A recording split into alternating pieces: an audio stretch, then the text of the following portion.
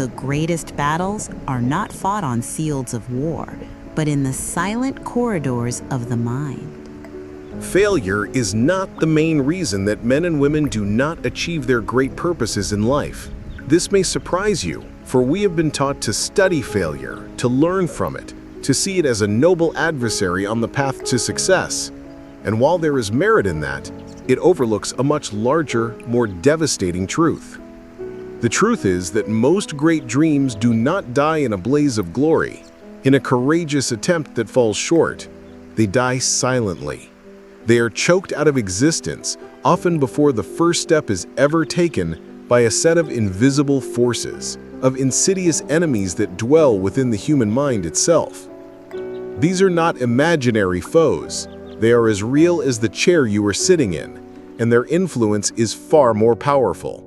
They are the true gatekeepers of poverty, misery, and failure.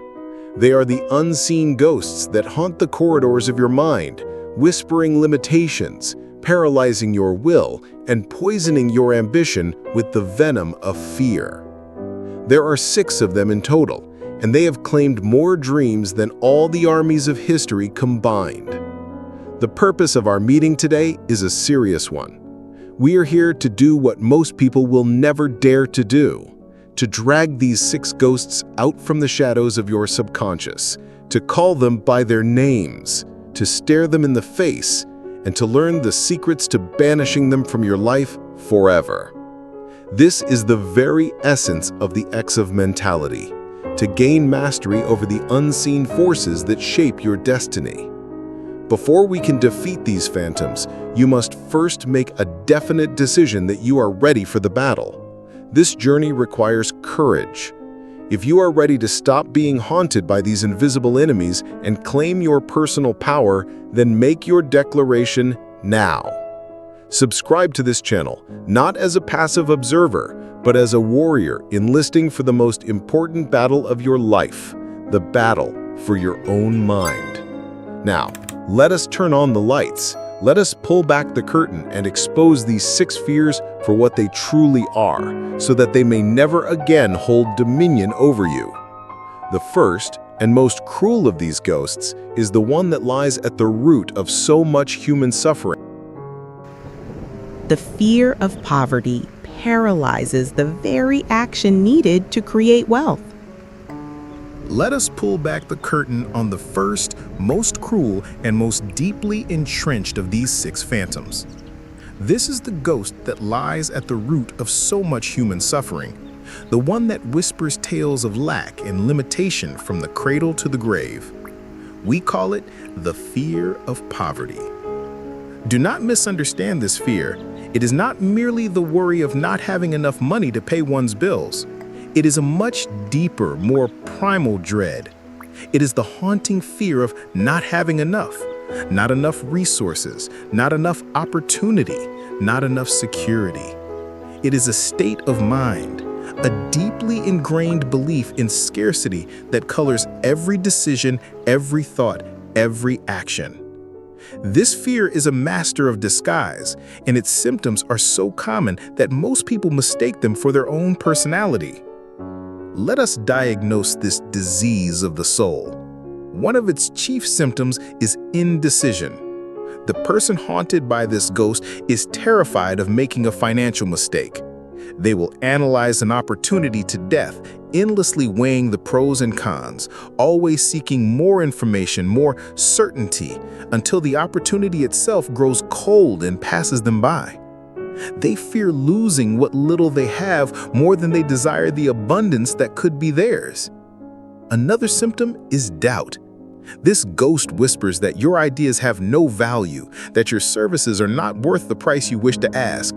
It is the fear of poverty that causes a talented person to undercharge for their work, to accept less than they are worth, because the fear of getting nothing is greater than the faith in their own ability to create value. And then there is worry, a constant, low-grade anxiety about the future. A mind consumed by worry over bills and potential losses is a mind that cannot create. The vital, creative energy that could be used to conceive of great plans and brilliant ideas is instead squandered, burned away in the useless friction of anxiety. It is like trying to drive a car with the emergency brake engaged. This fear of poverty is a mental virus, often passed down through generations and amplified by a society that focuses on limitation. It is a profound lack of faith in oneself and in the infinite, abundant source from which all riches flow.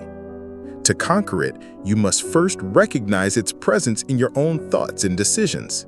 You must see it not as a part of you, but as an invasive entity, a ghost to be exorcised. But this ghost rarely travels alone. It is often accompanied by its closest and most malicious relative, a fear so powerful it can silence the most brilliant minds and crush the most courageous hearts before they even dare to speak their truth. This is the second ghost we must face, the fear of criticism.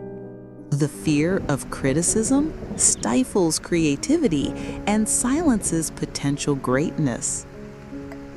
Having begun to understand the insidious grip of the fear of poverty, we now turn our attention to its frequent companion, a ghost that has haunted artists, innovators, and leaders since the dawn of time: the fear of criticism. This fear manifests in countless ways, often subtly undermining our confidence and preventing us from taking the very actions that would lead to growth. It is the dread of being judged, ridiculed, or disapproved of by others, whether it's family, friends, colleagues, or even strangers. This ghost thrives on our innate social nature and our desire for acceptance. One of the most common symptoms of this fear is hesitation. The fear of criticism whispers doubts about our abilities and ideas, making us second-guess ourselves constantly. We hesitate to share our thoughts, to launch our projects, to step outside our comfort zones, all because we are terrified of what others might say. This hesitation can lead to missed opportunities and a life lived far below our potential. Another manifestation is conformity. The fear of standing out, of being different, can drive individuals to conform to the opinions and expectations of the crowd, even when their inner voice screams otherwise. Originality is stifled, innovation is suppressed, and the world loses out on the unique talents and perspectives that could have blossomed. This ghost chains us to mediocrity in the name of avoiding judgment. Furthermore, the fear of criticism can lead to defensiveness. Instead of being open to constructive feedback that could help us improve, we become defensive and resistant, interpreting any suggestion as a personal attack. This prevents growth and isolates us from the very people who could offer valuable insights. Think about the countless books that were never written, the inventions that were never pursued, the businesses that were never started, all because the seed of a great idea was poisoned by the anticipated sting of criticism. This fear is a dream killer, a silent assassin of ambition. To begin to banish this ghost, you must understand that criticism is often subjective and says more about the person offering it than about you. True growth requires vulnerability and a willingness to be imperfect. The only way to avoid all criticism is to do nothing, say nothing, and be nothing, a path that leads to a far greater form of regret. But the fear of poverty and the fear of criticism are not the only specters that haunt our path to success. There is a more personal and often debilitating fear that strikes at the very core of our well-being, a ghost that whispers of frailty and suffering. This is the third phantom we must confront, the fear of ill health. Worrying about sickness is a sickness of its own. We come now to a specter that strikes at the very core of our physical existence, a fear that whispers of frailty, suffering, and the decay of our vital powers. This is the third of the great phantoms that stand between humanity and a life of power and purpose, the fear of ill health. This fear is deeply rooted in our primal instinct for survival, but in the modern mind, it is mutated into a powerful psychological poison. It is not merely the logical desire to be healthy, it is an obsessive dread, a constant low-grade anxiety about potential sickness and disease. It is the fear of losing one's vitality, one's independence, and of becoming a burden upon others. Like the other ghosts, this one has many symptoms. Its most common form is the habit of negative autosuggestion. The person haunted by this fear talks constantly of illness. They expect it, they look for its signs, and they use their own powerful imagination to magnify every minor ache or pain into a catastrophic ailment. They do not realize that every time they speak of sickness, they're sending a direct command to their subconscious mind, which controls the very chemistry of their body to create the physical conditions that match their dominant thoughts. The mind can, indeed, build the disease it fears most.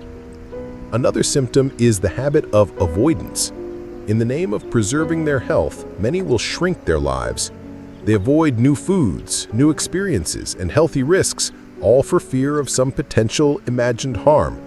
They live in a sterile bubble of their own making, not realizing that a life without vitality and new experiences is a form of sickness in itself.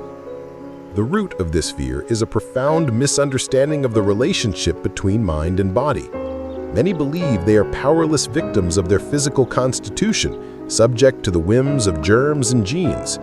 They fail to grasp the supreme truth that the body is but a reflection of the mind state.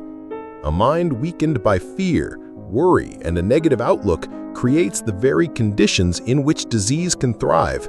Conversely, a mind fortified with a positive mental attitude, with thoughts of strength, vitality, and perfect health, builds a powerful and resilient physical temple. To begin conquering this ghost, you must stand guard at the door of your mind and refuse entry to any thought of ill health. You must replace every thought of fear and worry with a deliberate, powerful thought of vitality and well-being. But our physical well-being is often deeply connected to our emotional state. And that brings us to the next phantom, a fear so personal and primal, it can attack not just our body, but the very heart of our soul. This is the fourth ghost, the fear of the loss of love. The fear of being alone often leads to the actions that guarantee it. We now confront a phantom that is perhaps the most painful of all, for it attacks not our finances, nor our ambition, nor our body, but the very heart of our soul. It is a fear born from man's innate need for connection and companionship. This is the fourth great ghost, the fear of the loss of love. This fear is a master of emotional sabotage. It can poison the most beautiful relationships, turning love into a source of anxiety rather than a source of strength. It does not only manifest in romantic partnerships, but in friendships, in family ties, and in our social standing. Its most common symptom is the destructive habit of jealousy and suspicion. The mind haunted by this fear is constantly searching for signs of betrayal. It misinterprets innocent actions, demands constant reassurance, and seeks to control the object of its affection. And in doing so, it creates an atmosphere of distrust that smothers the very love it so desperately seeks to hold. Another, more subtle symptom is the habit of fault-finding. The person possessed by this fear will often find endless fault with their loved ones. This is a perverse, subconscious defense mechanism. The twisted logic is, if I can find enough flaws in this person, it will hurt less when they inevitably leave me. Or, if I can control them through constant criticism, they will not have the confidence to abandon me. In either case, it erodes the foundation of respect upon which all true love is built. On the opposite end of the spectrum, this fear can manifest as extreme self-sacrifice. This is the person who gives up their own personality, their own desires, their own friends, in a futile attempt to please their partner or family. They hope that this complete self-abnegation will act as an insurance policy against abandonment. But one cannot be truly loved if one is not truly oneself. This behavior leads not to love, but to a loss of self-respect. And no one can truly love a person who does not respect themselves. The root of this fear is almost always a lack of self-love and self-reliance. It is the deep inner belief that one is not worthy of love on their own merits, that love must be earned, guarded, and controlled. The only true antidote is to become a source of love rather than a desperate seeker of it, to build a mental kingdom so rich and full within yourself that the love of another becomes a joyous addition, not a desperate necessity. This fear of losing love, this dread of abandonment, is often intertwined with the perception of our own declining value as we age, and this leads us directly to the doorstep of the fifth ghost, a specter that haunts humanity with visions of weakness and obsolescence, the fear of old age. The mind does not have to age with the body. As we confront the fears that plague our hearts and our connections, we are naturally led to a specter that haunts humanity with visions of weakness, irrelevance, and decline. This is the fifth phantom that stands guard on the path to a rich, full life, the fear of old age. This fear is a cruel one, for it often steals the joy from the very years that should be the most fruitful. It is a twofold dread. First, it is the fear of physical and mental decline, the worry that our bodies will betray us, that our minds will lose their sharpness, and that we will become dependent upon others for our very survival. It is the fear of losing the vitality that we so often take for granted in our youth.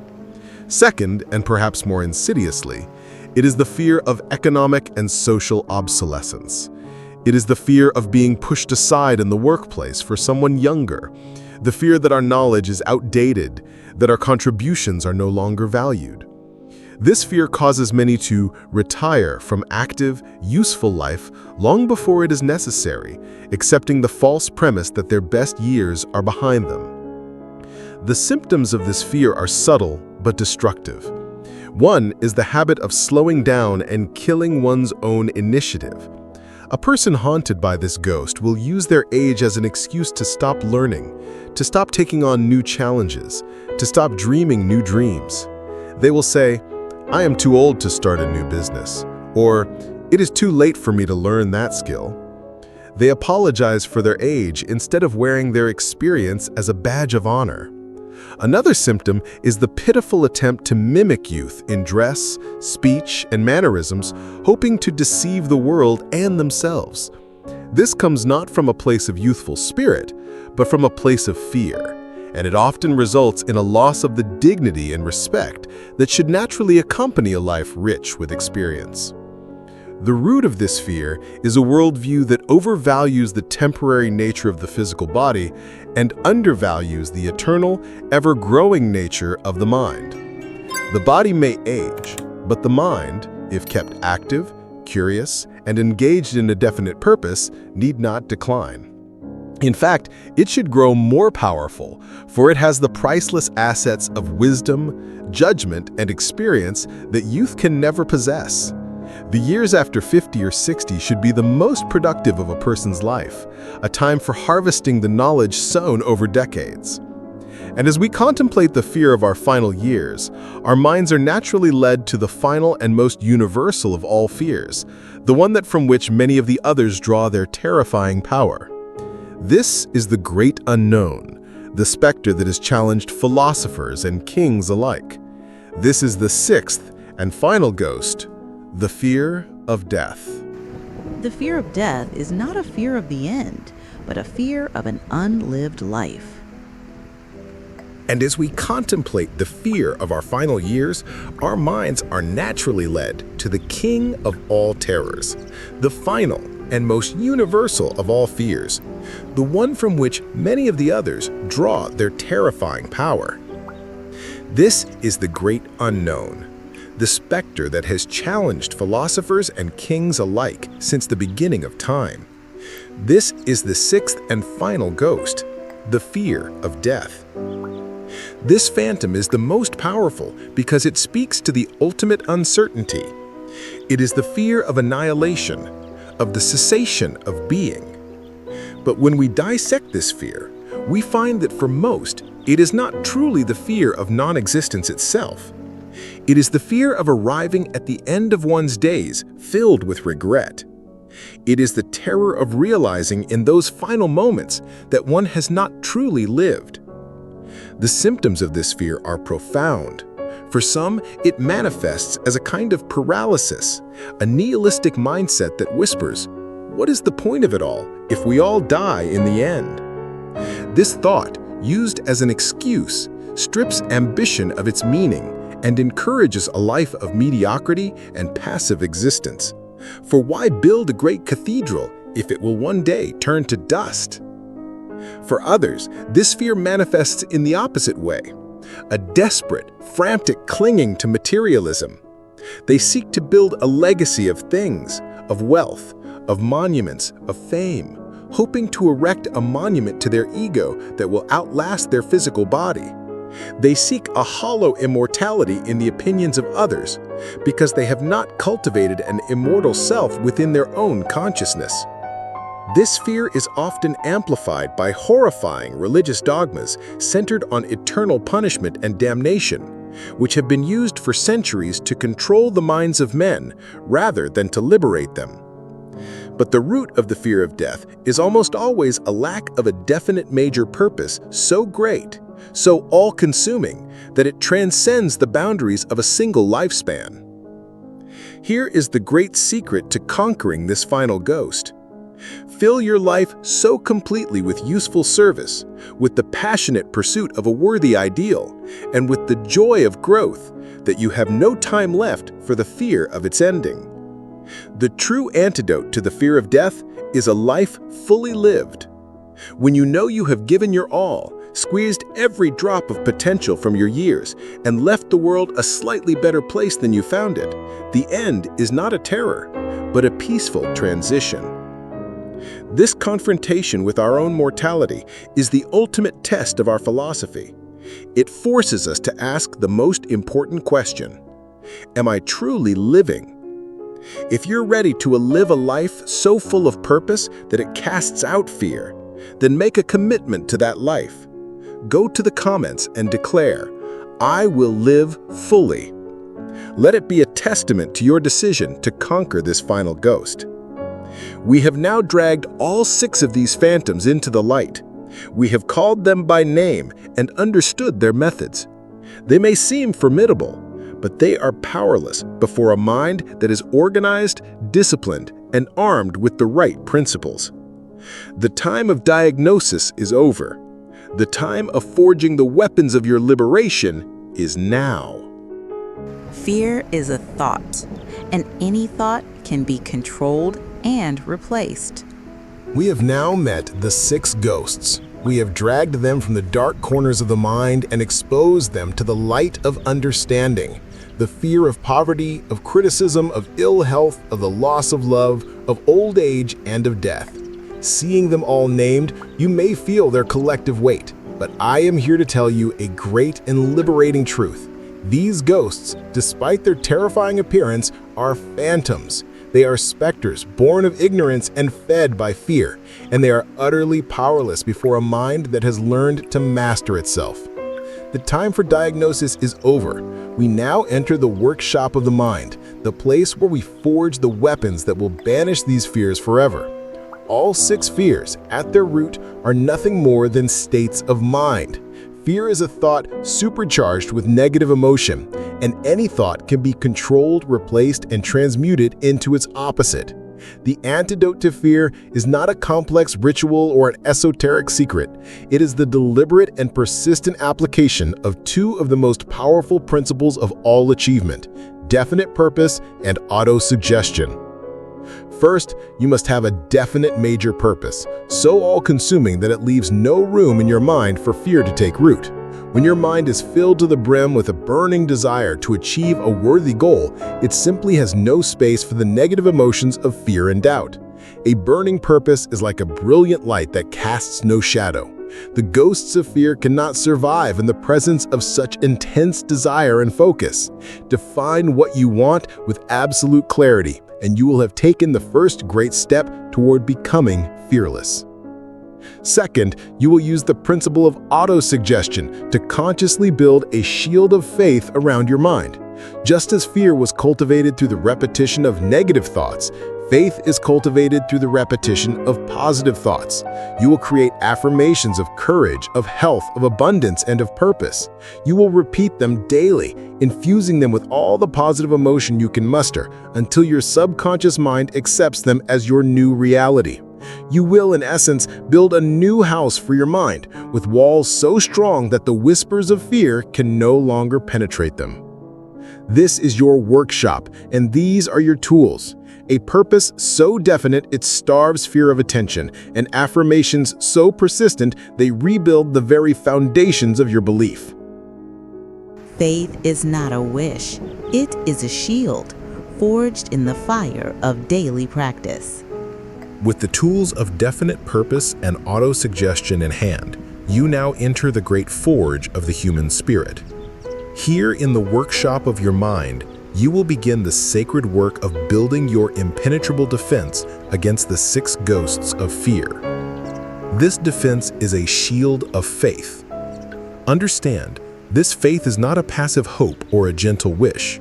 It is a dynamic force, a positive mental attitude so powerful that it makes your mind an inhospitable environment for fear. And like any great shield, it is not found, it is forged. Your daily practice of autosuggestion is the hammer.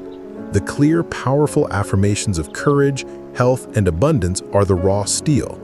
The burning emotion you mix with your words is the fire of the forge, heating the steel until it is malleable. And the small daily actions you take in alignment with your new beliefs, that is the cold water that tempers the steel, giving it its unbreakable strength. Day by day, as you hammer away with your affirmations, you are shaping a new reality within. The constant repetition of thoughts of courage begins to crowd out and eventually starve the old thoughts of fear.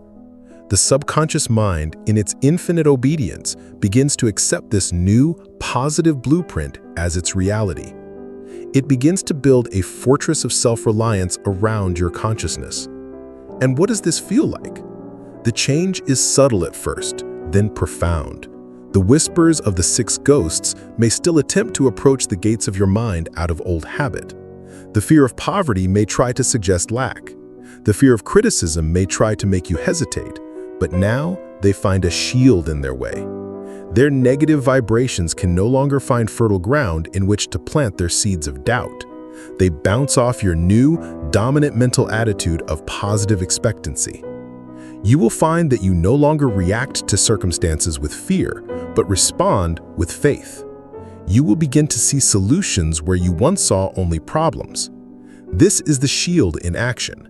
It does not eliminate the storms of life, but it allows you to walk through them, untouched by the winds of fear and the rains of doubt.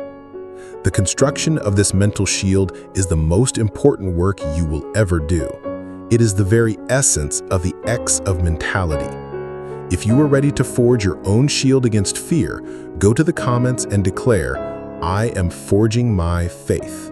Let this be your commitment to your own invincibility. With this shield of faith firmly in place, you no longer see the world through the lens of fear. You see it through a new lens of power and possibility. You are no longer on the defensive, you are on the creative offensive. And the final stage of this journey is to understand how to live this new fearless life, not just for your own success, but for the legacy you are now ready to create. The purpose of conquering fear is not to live safely, it is to live fully. With this shield of faith, forged in the fires of daily practice, you now stand as the master of your own mental kingdom. The 6 ghosts of fear, once terrifying phantoms that dictated your every move, are now recognized for what they are: powerless illusions, banished by the bright light of your new understanding and your unwavering faith. This is the state of a fearless life. It is not a life without challenges, but a life where challenges are met with courage and calm certainty. It is not a life free of risk, but a life where you take calculated risks with the confidence that you are guided and protected. The purpose of conquering fear is not to build a fortress to hide from life, but to finally gain the freedom to live life fully on your own terms. This new identity, this X factor of your mentality, will create a powerful ripple effect. People will be drawn to your quiet confidence, to your calm demeanor in the face of adversity. They will see in you a strength that they wish for themselves. You will naturally become a source of inspiration, a beacon of possibility for those still haunted by their own invisible ghosts. Your greatest legacy will not be the success you achieve, but the courage you inspire in others. The great battle is an internal one. The enemies are the phantoms of your own mind.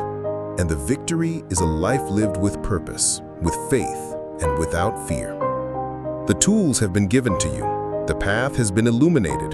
The power to walk it has been within you all along.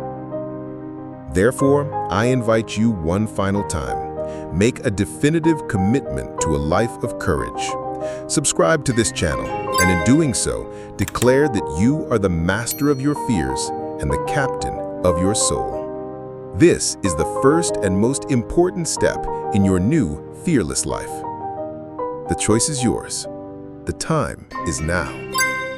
Live fully. Activate the X within you.